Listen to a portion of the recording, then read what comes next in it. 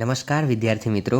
ધોરણ 10ના ભાવિક અસાઇનમેન્ટમાં ઇંગ્લિશના સોલ્યુશનના પાછલા વિડીયોમાં આપણે સેક્શન સી પૂરો કર્યો હતો અને આ વિડીયોમાં સેક્શન ડી પણ પૂરો કરી દઈશું. તો સેક્શન ડીની ફટાફટ શરૂઆત કરીએ.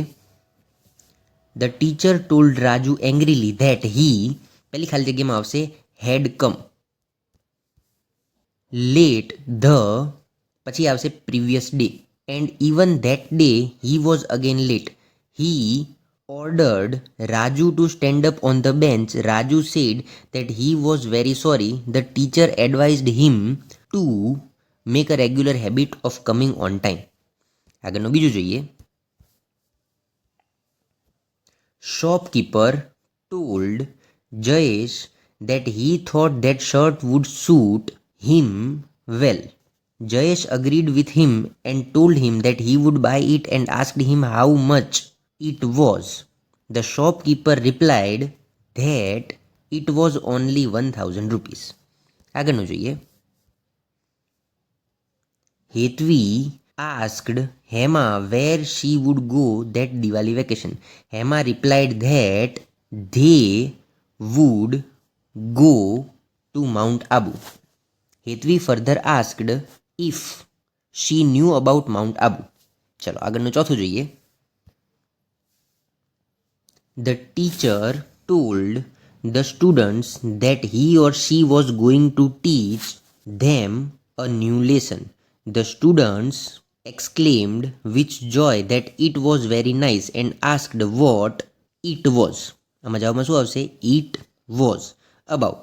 The teacher replied that it was about Helen Keller. આગળનું જોઈએ. Atul requested the conductor to give him a ticket for Surat. The conductor regretted and told him that he couldn't give him a ticket for Surat. Atul wanted to know the reason. The conductor replied that he couldn't give him the ticket for Surat because that bus would go to Abu. ચલો આગળનું જોઈએ. આગળ તમને conjunction આપેલા છે. કંજક્શનના વાક્યો હું જે પ્રમાણે બોલું એ પ્રમાણેના જવાબ આવશે. ધ્યાનથી સાંભળજો. Ram is my neighbour who is a famous actor. આગળનું બીજું જોઈએ. Will you have tea or coffee? આટલો જ જવાબ આવશે. ત્રીજા નંબરનું જોઈએ. પૂજા stood first in class so she was admired. આગળનું ચોથા નંબરનું જોઈએ. My mother told me a story which was about a king. આગળનું he was ill yet he attended the exam. આગળનું જોઈએ. Please take rest otherwise you will fall ill. આગળ સાતમા નંબરનું જોઈએ. My brother explain me the sum twice. અહીંયા sum આપેલું હોવું જોઈએ. પછી આવશે but I could not understand him. આઠમા નંબરમાં ધ્યાન આપો. Once Ahmedabad was called Manchester because it had a large number of cloth mills. પછીનું નવમા નંબરનું જોઈએ.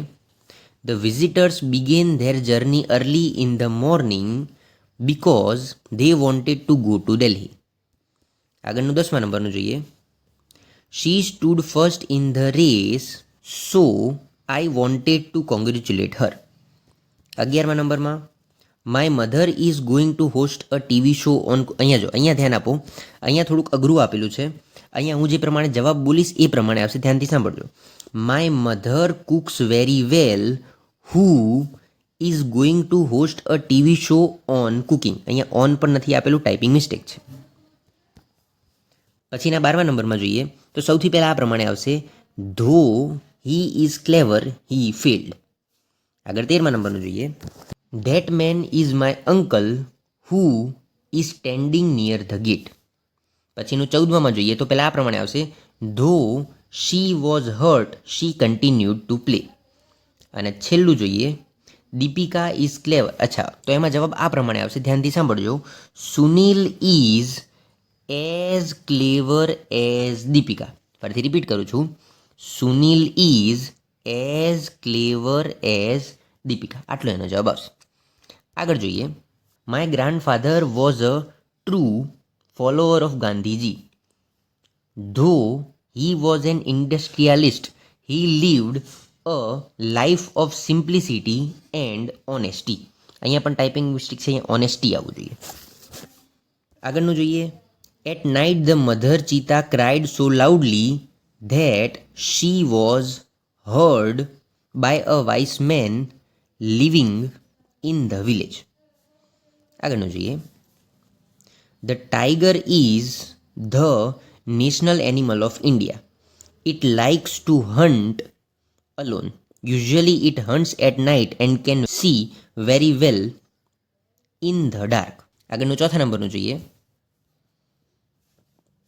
Swimming is the best exercise. It provides a lot of energy to all parts of our body. When we learn it in a swimming pool, we must follow the instruction of our instructor. આગળનું જોઈએ. Can you tell me the difference between a bee and wasp at first sight? Sight નો spelling આવશે SIGHT. These little creatures are quite like each other. આટલો એનો જવાબ આવશે. ચલો આગળનું આપણે જોઈએ do as directed. Do as ડાયરેક્ટેડમાં જો સૌથી પહેલાં તમને લખેલું છે my students always obey my orders, અને જવાબમાં આપેલું છે my orders are always obeyed by. મતલબ કે અહીંયા જે ઓબ્જેક્ટ છે એ સૌથી આગળ આવતું રહ્યું, મતલબ કે તમારે અહીંયા એક્ટિવનું પેસિવ કરવાનું છે. એનો જવાબ આપણે જોઈ લઈએ.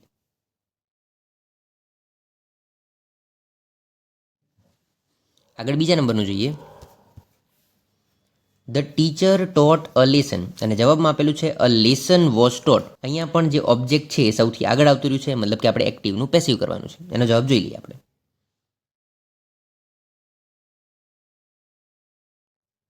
આગળ ત્રીજા નંબરનું જોઈએ. પીપલ યુઝ ઇલેક્ટ્રિસિટી ડેલી, અને જવાબમાં આપેલું છે ઇલેક્ટ્રિસિટી ઇઝ યુઝ. અહીંયા પણ ઇલેક્ટ્રિસિટી આગળ આવી ગયું છે, મતલબ કે એક્ટિવનું પેસિવ કરવાનું છે.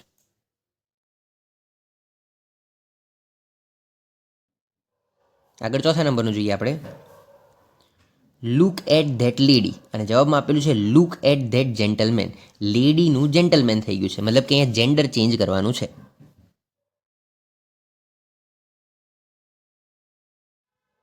આગળ પાંચમા નંબરમાં જોઈએ.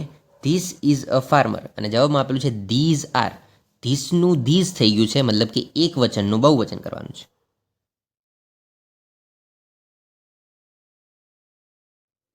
આગળ છઠ્ઠા નંબરનું.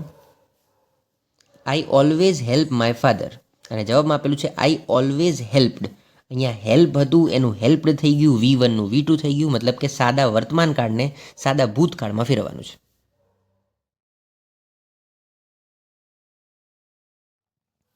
આગળ પ્રશ્ન number 7. The boss cold his clerk. The clerk was cold.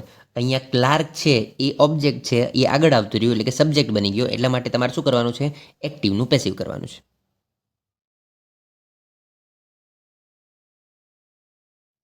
આગળ આઠમા નંબરનું જોઈએ. The policeman asked the stranger some questions, અને જવાબમાં આપેલું છે ધ સ્ટ્રેન્જર વોઝ આસ્ક્ડ. અહીંયા પણ જે સ્ટ્રેન્જર છે એ પાછળ હતું એ આગળ આવતું રહ્યું છે, મતલબ કે ઓબ્જેક્ટનું સબ્જેક્ટ થઈ ગયું છે, તો એક્ટિવનું પેસિવ કરવાનું છે.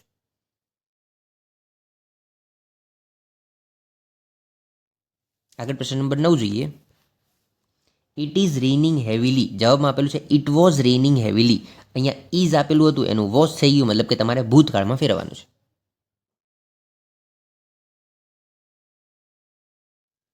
હવે આગળ 10મા નંબરનું જોઈએ.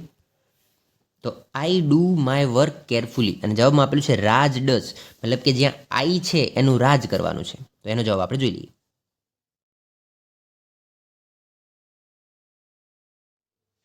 ચલો હવે આગળ અંડરલાઇન વર્ડ છે એના ઉપરથી આપણે તમારે સવાલ બનાવવાના છે.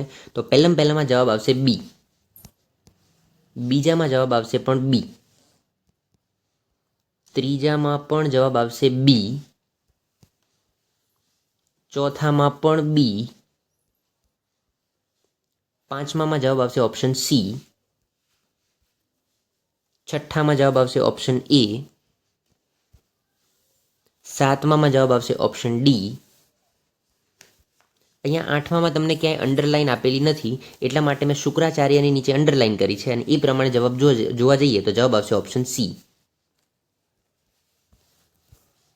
નવમામાં જવાબ આવશે ઓપ્શન બી, 10મામાં જવાબ આવશે ઓપ્શન ડી, 11મામાં જવાબ આવશે ઓપ્શન બી,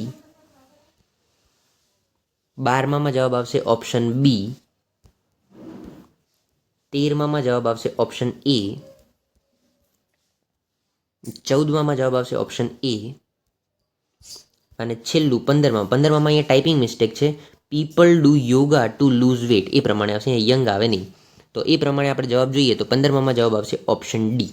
આ બધા જ જવાબોમાં તમને કોઈ પણ ડાઉટ હોય તો તમે કમેન્ટ સેક્શનમાં તમે મને પ્રશ્ન પૂછી શકો છો, તમને ચોક્કસથી હું જવાબ આપીશ. તો અહીંયા આપણું સેક્શન ડી પૂરું.